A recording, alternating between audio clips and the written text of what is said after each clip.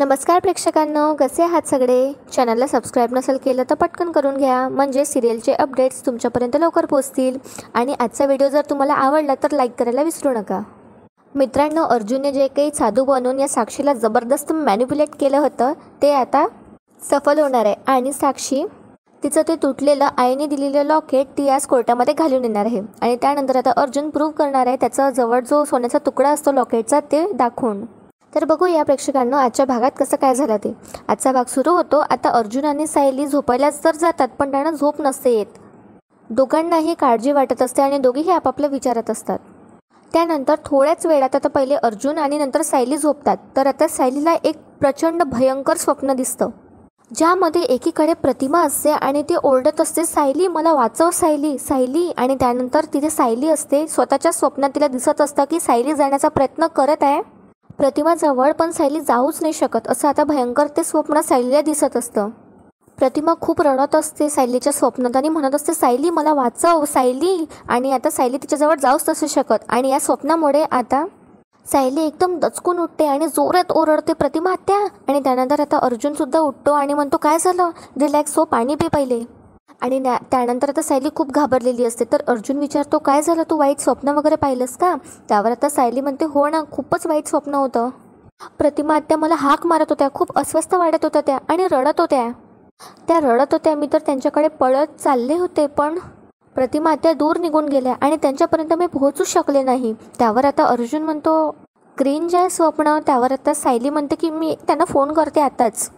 त्यावर आता अर्जुन म्हणतो की एक मिनिट, अगं किती वाजले ते तरी बघ आधी, प्रतिमा आता झोपल्या असणार आहे, तो त्यांना आता कॉल नको करू, डिस्टर्ब होतील त्या. त्यावर आता सायली म्हणते, हो माझ्या फोन करण्याने त्यांना त्रास पण होईल, मी उद्याच फोन करते त्यांना. तर आता अर्जुन म्हणतो सायलीला, हो आता शांतपणे झोप. तर आता सायली म्हणते, हो तुम्ही पण झोपा, तुम्हाला उद्या सकाळी कोर्टात जायचं आहे ना. त्यावर आता अर्जुन म्हणतो की हो झोपतो. त्यानंतर अर्जुन आता सायलीच्या डोक्यावरून हात फिरवतो, तिला झोपवतो आणि मग तो स्वतः झोपून जातो. तर इकडे बघा आता काय होतं, प्रतिमा इकडे झोपलीच नसते. प्रतिमाकडे सगळेजण जागी असतात आणि तिथे नागराजसुद्धा असतो. तर आता सुमन म्हणत असते, अहो वहिनी, तुमच्या पोटात केव्हापासून काहीच नाही आहे, काहीतरी खाऊन घ्या ना. त्यानंतर आता रविराज म्हणतो, अगं प्रतिमा थोडं सूप तरी पेशील का? बघा आता प्रेक्षकांना प्रतिमाला झोपच नसते, कारण आता नागराजने जे काही केलं असते तिच्यासोबत तिच्या डोळ्यासमोर तेच येत असतं. तर आता सुमन म्हणते, अहो वहिनी, एका भासापायी तुम्ही स्वतःची काय अवस्था करून घेतली, अहो विसरा ना ते आता. त्यावर आता प्रतिमा एक शब्दही बोलत नाही. आणि सुमन आता पुढे म्हणते, अहो प्रतिमा वहिनी, यांनी तुमच्यावर हल्ला केला असं तुम्हाला चुकून वाटलं, पण आता प्रतिमाला आठवत असतं की नागराजने हे मुद्दाम केलं असते आणि तिला मारून टाकण्याचा प्रयत्न केला असतो. सुमन आता म्हणते, अहो वहिनी, मनातून काढून टाका बरं ते आता. तर त्यानंतर आता रविराज म्हणतो प्रतिमाला, बरं आम्हाला हे तरी सांग, आम्ही तुझ्यासाठी काय करू म्हणजे तू खाशील. तर त्यावर आता सुमन म्हणते, आपण एक काम करूया का भाऊजी, पूर्ण आजीला बोलवूया का, किंवा सायलीला, निदान त्यांचं तरी वहिनी ऐकतील. तर रविराज म्हणतो, अगं नाही नाही सुमन, नको गं, मागच्या वेळी अर्ध्या रात्री सुभेदार धावत आले होते आणि प्रत्येक वेळी काय त्यांना असा त्रास द्यायचा. त्यानंतर आता रविराज म्हणतो, प्रतिमा तू ऐकशील ना गं, खाशील ना थोडं. त्यावर आता प्रतिमा काहीही बोलत नाही, तिला खूप त्रास होत असतो या सगळ्या गोष्टींचा. आणि एक आई लेकींचं हे कनेक्शन असतं, म्हणूनच सायलीला तसं स्वप्नसुद्धा पडलं असतं. तर इकडे आता दुसरा दिवस उगवतो आणि इकडे आता कोर्टाची तारीख असते. तर महिपत आणि साक्षी ऑलरेडी तिथे कोर्टामध्ये पोहोचली असतात आणि ते बसली असतात आतमध्ये.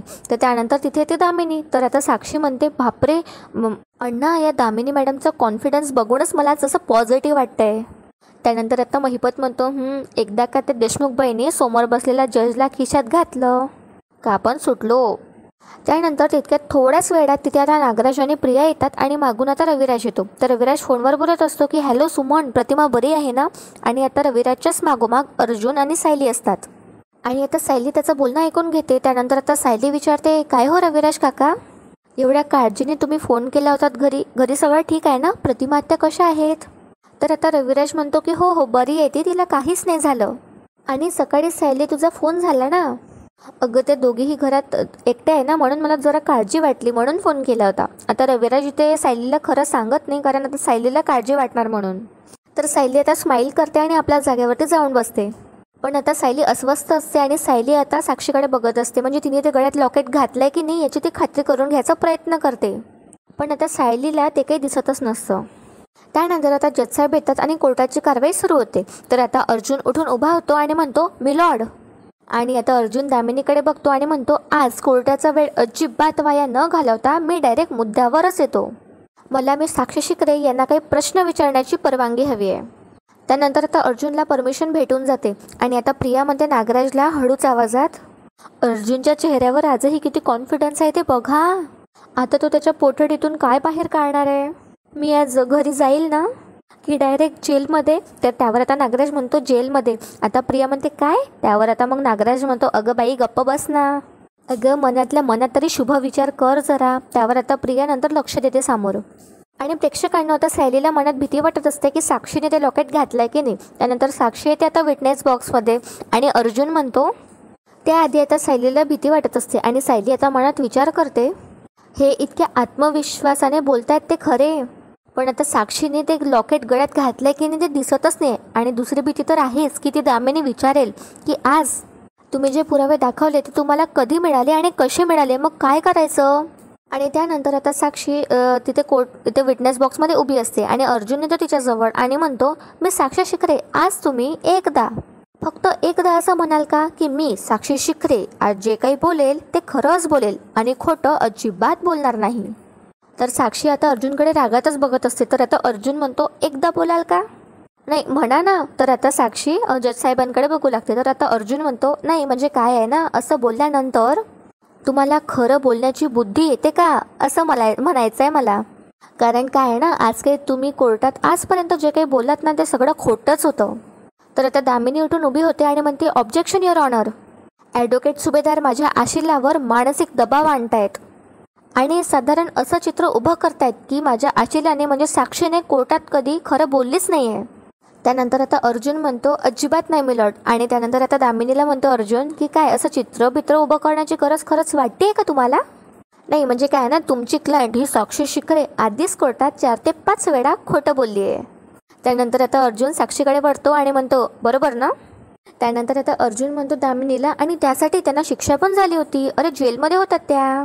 आणि मागच्या हिअरिंगमध्ये नाही का 10,000 रुपये दंड. विसरला का तुम्ही. अरे तुमची तर शॉर्ट टर्म मेमरी आहे. त्यानंतर आता जज साहेब या दामिनीकडून निकाल नाही देत आणि म्हणतात ऑब्जेक्शन ओव्हररूल्ड. आणि दामिनीला आता बसावं लागतं. त्यानंतर आता अर्जुन म्हणतो साक्षीला की साक्षी शिकरे, आजपर्यंत तुम्ही कोर्टात असं सांगितलं की तुम्ही आजपर्यंत कधीच त्या वात्सल्य आश्रमाच्या आत गेलेला नाही आहात, बरोबर ना. त्यावर आता साक्षी स्पष्टपणे सांगते की खुणाच्या रात्री तरी नाही गेले होते मी. त्यानंतर आता अर्जुन म्हणतो की म्हणजे त्या आधी किंवा नंतर तुम्ही गेलात, बरोबर ना, असं म्हणायलाच आहे का तुम्हाला. तर आता साक्षी म्हणते की मी आधीसुद्धा सांगितलं आहे की मी फक्त एकदाच गेले होते वात्सल्य आश्रमात आणि ते सुद्धा मी त्या आश्रमाच्या बाहेरच्या गार्डनमध्ये थांबले होते. त्यामुळे आता आश्रम कसा दिसतो ना हे मला माहीतसुद्धा नाही आहे, कारण मी तो आतून बघितलाच नाही. त्यावर आता अर्जुन म्हणतो अच्छा नाही म्हणजे परत एकदा जरा नीट विचार करून सांगा ना. त्यावर आता साक्षी म्हणते त्यात विचार करण्यासारखं काहीच नाही आहे. आत जाण्याचं काही कारणच नव्हतं, त्यामुळे मी तिथेच बाहेर गार्डनमध्ये थांबले. त्यानंतर आता अर्जुन म्हणतो ओके ॲज यू से. पण आता सायलीला मात्र भीती वाटत असते. पुढे आता अर्जुन म्हणतो बरं मला एक सांगा, तुम्ही प्रीतीज बुटीक हे नाव कधी ऐकलं आहे का. तर त्यावर आता साक्षी म्हणते की नाही मला नाही माहिती.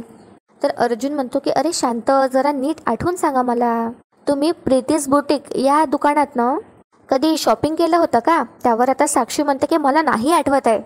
तर अर्जुन म्हणतो की नो प्रॉब्लेम ॲट ऑल, मी तुम्हाला त्याची आठवण करून देतो. आणि त्यानंतर आता अर्जुन त्याच्याजवळ असलेलं ते व्हिजिटिंग कार्ड असतं ते दाखवतो जज साहेबांना. आणि अर्जुन सांगतो की मिलॉर्ड यात प्रीतीज बुटीक याचं व्हिजिटिंग कार्ड आहे आणि त्यासोबत शॉपिंग बिलसुद्धा आहे. आणि हे सगळे बिल्स मिस साक्षी शिकरे त्याने तिथून शॉपिंग केल्याचे बिल्स आहेत. आणि मिलॉर्ड हे व्हिजिटिंग कार्ड मला वात्सल्य आश्रमाच्या आत सापडलं होतं. आणि जेव्हा मी त्या बुटीकमध्ये चौकशी केली तेव्हा मला समजलं की मी साक्षी शिकरे तिथून रेग्युलरली शॉपिंग करतात. आता साक्षी एकदम आश्चर्याने आता महिपतकडे बघू लागते.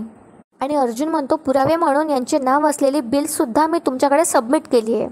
पुढे आता अर्जुन म्हणतो की पण जर मी साक्षी शिकरे त्या आश्रमाच्या आत गेल्याच नाही तर हे व्हिजिटिंग कार्ड आश्रमाच्या आत कसं आलं.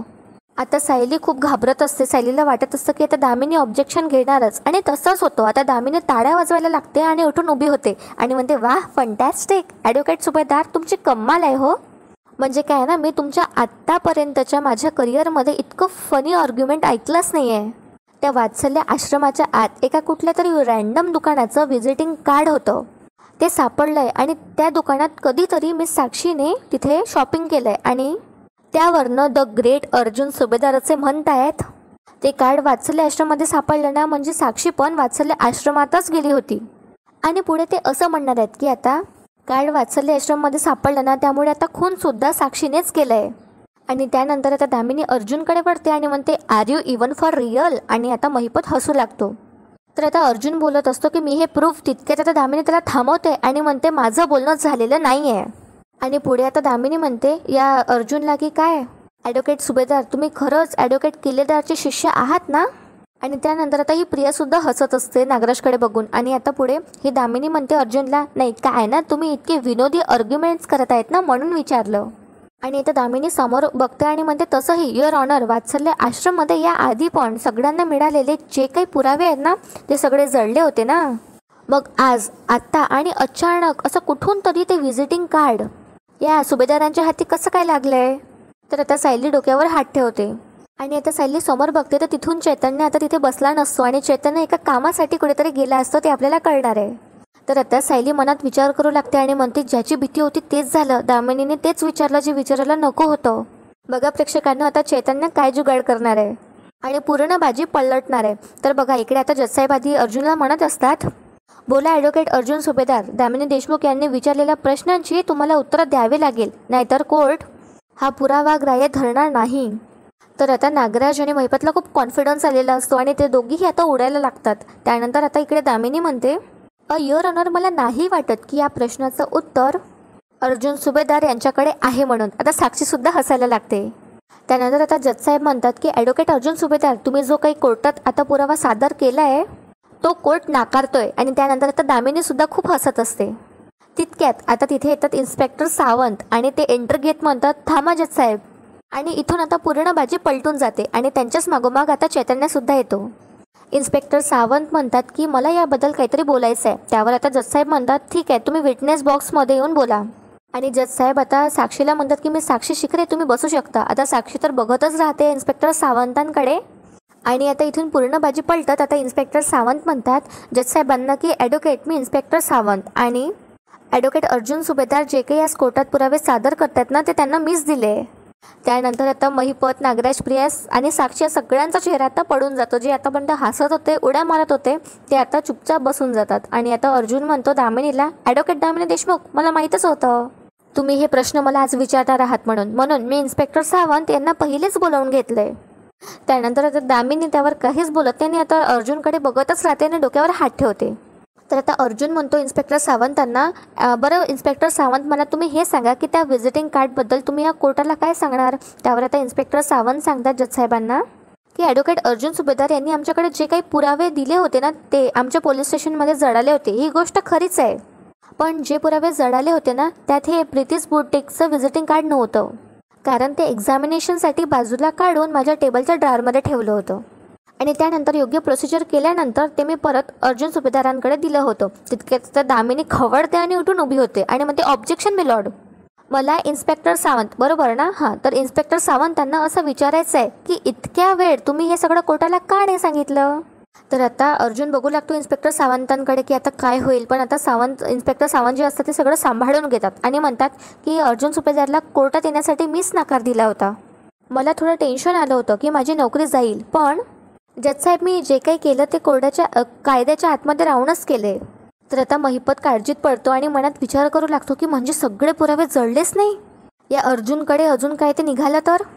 त्यानंतर आता ही प्रिया म्हणते नागराजला हळूच आवाजात की अर्जुनकडे न जळलेला असा एक पुरावा आहे आणि हे त्याने कडूच दिला नाही, आपल्याला भनकसुद्धा लागली नाही. त्यावर आता नागराज म्हणते, हो ना, मला तर असं वाटतं की हे आता आपल्याला महागात पडणार आहे.